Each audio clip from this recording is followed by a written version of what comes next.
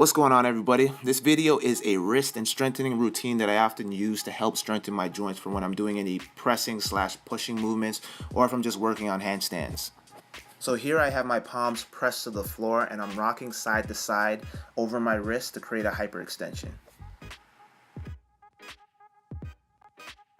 So now we're going to plant our palms down with our fingers pointing towards our knees. And with the palms pressed to the floor, you're going to back that ass up into the heels, almost like you were about to do a child's pose. So I'll go ahead and show you from the side here. Palms are driving to the floor, and you're going to sit the butt back into the heels. And just go to your end range. If your palms begin to lift off the floor, then you've gone too far. So now we do the same thing on the other side. After all that, go ahead and just do some wrist circles for a couple of seconds. So I see a lot of people using these push-up bars, and while they're great tools, they allow for a deeper range of motion when you're doing push-ups. People usually use them to take the stress off their wrist, which I often equate to wearing a weight belt when you're squatting or doing a deadlift.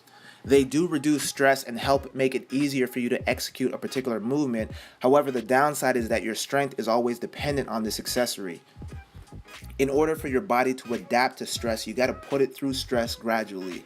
Now, I'm not saying you shouldn't ever use push-up bars, just don't be dependent on them, because while you will get stronger in the long run, your wrist will still stay weak. So here I am doing wrist push-ups. The idea here is that you want to angle your body against the wall so that you're on a slight incline. From here, you simply press up until your wrists are straight and you're on the bottom part of your fingers.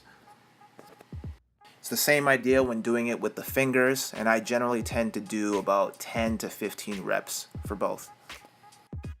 To build strength in my fingers, I also like to do these things called finger walks. I don't know if that's what they're called, but that's what I call them.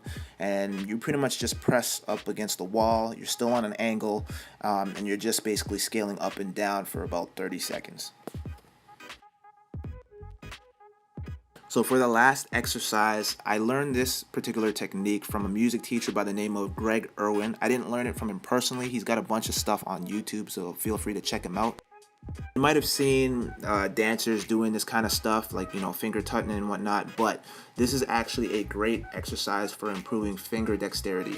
Now, the idea is to isolate one finger at a time, starting off slow, and then gradually increasing the speed over time. Okay guys, those were some prehab wrist and finger exercises to help you get started. Be sure to do these before any pushing or pressing exercises as a warm-up. I want to thank you for watching. I'm Andrew, health coach from THI.